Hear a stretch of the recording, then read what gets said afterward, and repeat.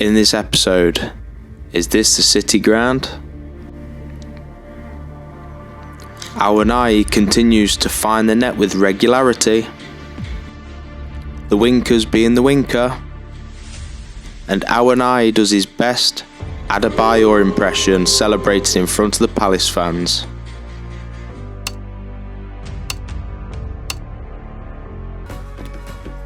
So we're kicking off today's episode with a game against Newcastle United, and if you remember from last time, I was finding it very easy on professional, so I decided to up the difficulty, and now we've got it set at world class, so I was expecting more of a challenge. When I started the first match, I realised that a lot of the advertising boards had the official NFFC paraphernalia on, and when the players actually walked out, it did look very much like the City ground, despite it saying Ivy Lane before the match actually started. I don't know if anybody can shed any light on that, but later on in this episode you'll see in a Carabao Cup game, the stadium looks very different. I'm not sure about the likeness of Brennan Johnson, but there's his tifo. It was a great start by Forest though, Awoniye winning the ball back with some really good pressure, Johnson feeding it inside to Mangala before receiving the ball back, and then a great save by Nick Pope from Brennan Johnson. Some good football in the middle of the park from Forest led to Gibbs White threading the ball through for Awoniye, through on goal one-on-one, and he slots beyond the goalkeeper. 1-0 to Forest.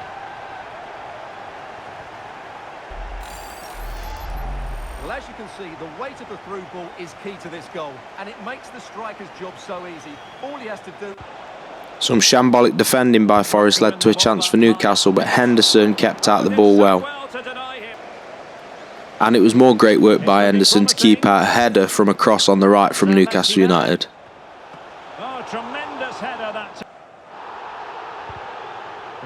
Some robust play in midfield led to the second goal of the game for Forest. After winning the ball back, some neat interplay involving Gibbs White, Lingard, O'Brien and Johnson led to Gibbs White eventually managing to square the ball to Awoniye to smash the ball home.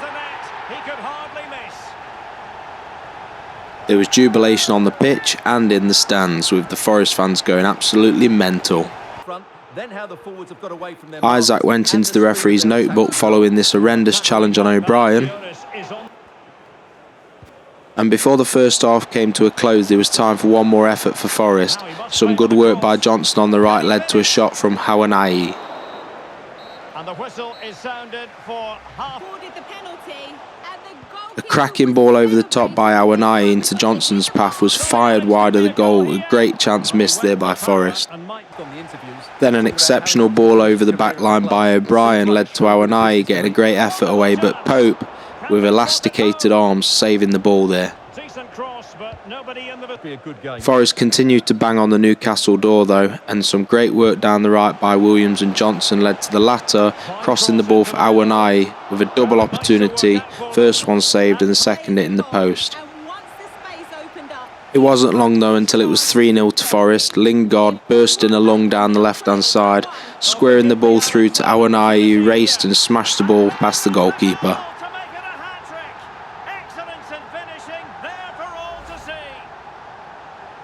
Well, here it is again, and it's all about the pace in transition.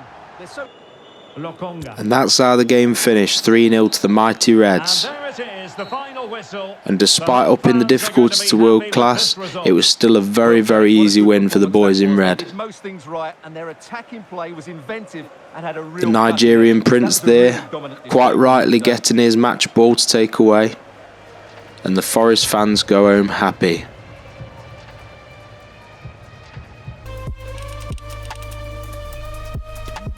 Looking at the stats then, you can see that there was more shots for Forest. Passes completed was favouring Newcastle, but tackles in particular 32-6 and tackles won 7-1 shows that there's a lot of ferocity in the middle of the park by Forest. Following the Newcastle game, Norwich City decided to put in a very derisory £4.5 million offer in for one of my amazing defenders, Scott McKenna. As you can see there, I decided to rebuff that offer. Next up for Forest though, and it was a game in the Carabao Cup against Wolverhampton Wanderers, and a chance to give some of the fringe players at Forest a chance to impress. New signings Tony Adley and Sambi Lakanga coming to midfield. That much is true. Serge Aurier gets a chance to shine at right back.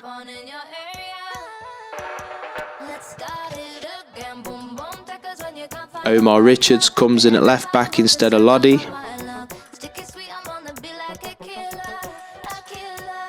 Toffolo gets a chance to sit on the bench. Wayne Hennessy comes in goal instead of Henderson. Barde comes in at centre half. Dennis the Menace gets brought into the attack. Young Konate gets a chance in the attacking midfield role. And Super Sami Surridge also comes into the attack, moving Dennis out to the left. So what I mentioned earlier in this video is that the City ground, at least what I think is the City ground, was visible in the last match. However, in this game in the Carabao Cup, which should also be at home, the stadium looks completely different. There's none of the Forest advertising boards, and also the stands look different. Please comment if you know the reason why, with them both saying Ivy Lane. Some good work early on by Forest led to Konate putting the ball through to Adley, who then crossed for Dennis, but the goalkeeper managed to save his effort that he fired across goal. Subsequent corner led to chaos in the Wolverhampton Wanderers penalty area.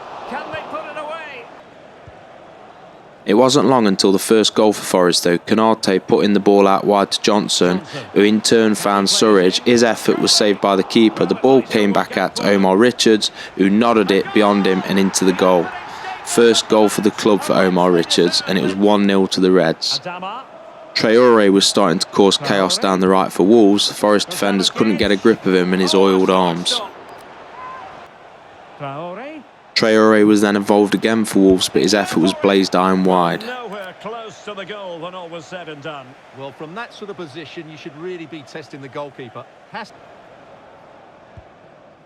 Konate then nearly managed to get his first goal for the club, bursting away from the Wolves back line, but he just drilled his effort wide of the target. They come to regret that. Some nonchalant play by the Wolves goalkeeper led to Sami Surridge getting his first goal for Forest. The goalkeeper bowled it out to Surridge, and he could hardly believe his luck as he fired it straight back past him. There continue to be chances at both ends of the field, with Wolves coming close with Guedes, and then Forest coming close with Adley in the post. They've succeeded, Stuart. Konate then set up Dennis for the third goal of the game as he headed the ball past the goalkeeper. The goal they were in search of.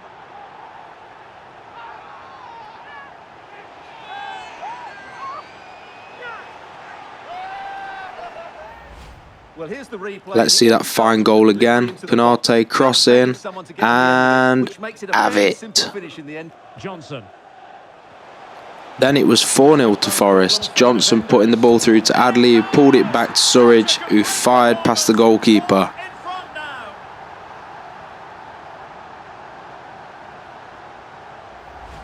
Well, as you can see, the weight of the through ball is key to this goal, and he makes the finish look so easy. When Wolves did manage to get in behind the Forest back line, some really good defending ensured that the score stayed at 4-0. And that is how to tackle Gonzalo Gage. And that's how the game finished. 4-0 to Forest. Well, the result was never in doubt. Fans going crackers again. They created numerous chances. And 7 goals without reply since switching up to world class. The stats are very favourable, 11 shots to Wolves 4. And it was Brentford up next, who happened to have Divock Origi up front, and Ceballos, the former Arsenal midfielder, in the middle of the park. As you can see there, no more challenges are needed to be done. They've all been completed, so it's just time to crack on with the football. Our cameras on one man. In wonderful form, can he add to his goal-scoring haul today? The players walk out at the G-Tech Community Stadium. No rain in sight. I'm Derek Ray. Another blistering start by Forest led to Awoniye getting a shot away, but the goalkeeper was more than equal to it. Brentford then come close to scoring, with Mbeumo getting through on goal, but his effort was well saved by Henderson in the Forest goal.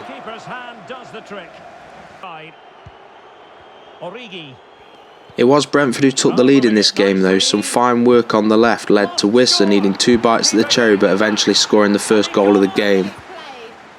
Forest almost made an immediate response, but Gibbs White's effort was saved at point blank range by Raya in the Brentford goal. Can he find the right pass?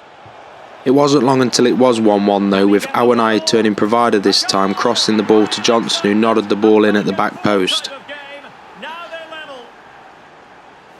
Game on. Well, here's the replay, and it all starts off with that cross into the box, just begging for a teammate to get on the end of it, and it's a comfortable finish. And just before half-time, it was 2-1 to Forest, with Awoniye's effort blocked, but Gibbs White on the follow-up to prod the ball beyond the goalkeeper. 2 goals in quick succession. Now they have the lead. No wonder. Ceballos. Into the second half, and Ceballos came close for Brentford on 51 minutes. And coming up towards 80 minutes, Ceballos pulled the ball back for Mbeumo to make it 2-2. And if it wasn't for Henderson in the Forest goal, Brentford could well have had all 3 points in this game. A great save there. And again to deny Origi. And so the game finished 2-2. Hard-earned point on the road for the Reds. And in terms of the match stats, Brentford was slightly more dominant than Forest in that one, with 12 shots to Forest's 8. Just taking a look at the youth prospects coming through, and as you can see there's a couple of goalkeepers in particular that are really starting to shine. But it was now time for a biggie. It was Manchester United coming to the Ivy Lane/City ground. Straight into the action then, and it was Forest who made the bright start, with Johnson down the right hand side feeding the ball inside, and it was Awoniye who managed to force a save out of David De Gea. The resulting corner by Jesse Lingard eventually made its way out to Orel Mangala, but his effort was very tame and easy for the goalkeeper. At the opposite end of the pitch, the Portuguese winker Ronaldo managed to force a great save out of Henderson, who kept the score at 0-0. Some great persistence by Brennan Johnson led to the first goal of the game. He managed to win the ball off the defender and smash the ball past David De Gea. 1-0 Forest. Well, just look at this again. The speed of counter-attack is so impressive, and then what a strike. That's hit with such ferocity. It wasn't much longer until the second goal of the game for Forest. Some really great interplay between the attacking players led to Mangala inside the box, turning his man inside out and firing past the keeper to make it 2-0.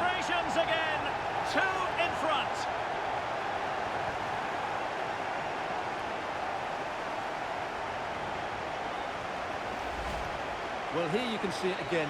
Good run, great strength, and a composed finish under pressure. That's a top-class goal.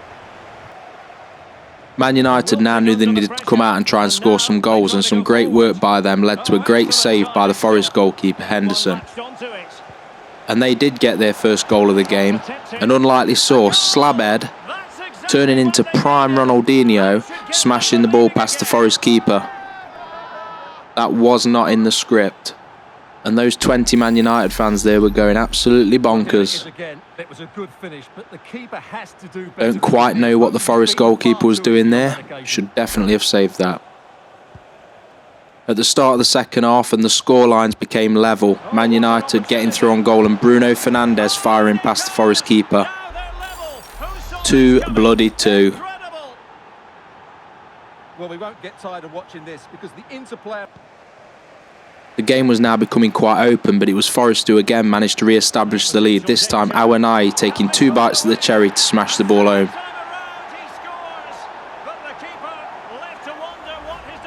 As you can see, FIFA is very realistic, Harry Maguire being absolutely nowhere and being very slow to get back into position. Man United were continuing to push for an equaliser, and Bruno Fernandes again coming close to scoring. The following corner led to a great opportunity for Ronaldo, but his header was easily saved by Henderson. Touch of the ball, but they've certainly shown At the opposite end of the pitch, some fine work by Lodi on the left, cross in for Gibbs White, and his header went just over the target. What a great chance missed. And then perhaps an even better chance with Gibbs White finding Johnson free in space, but he blasted wide of the goal. And you know what they say in football, if you don't take your chances, you get punished. And that's exactly what happened with 85 minutes on the clock. Ronaldo with the effort initially, the ball coming back out and then recycled back in, and the little winker managed to score the third goal of the game for Man United and the equaliser for them. Oh, bugger off.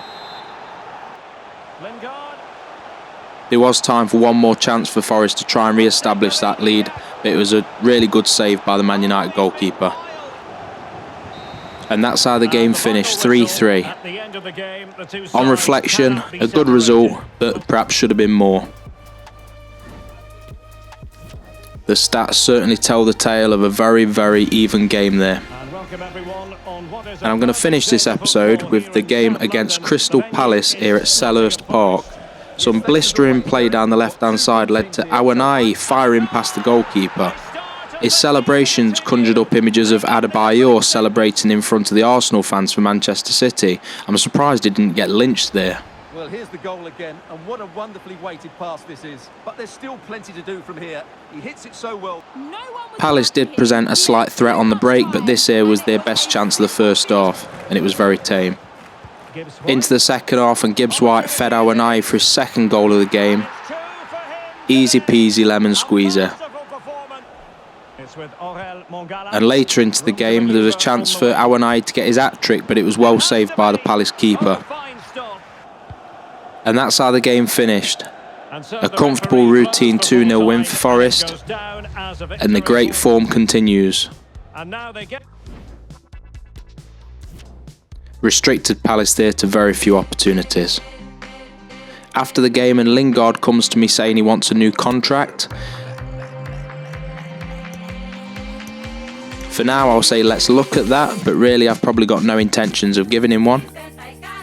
And as you can see from the standings in the Premier League, the table is looking very rosy with Nottingham Forest sat in second place. 20 goals scored, 10 against, and a plus 10 goal difference, despite recently turning it up to world class. And I think in truth, I'm probably going to have to up that difficulty again. Awoniye is leading the goal scoring charts with 10 goals from 8 matches, well clear of Ronaldo in second place.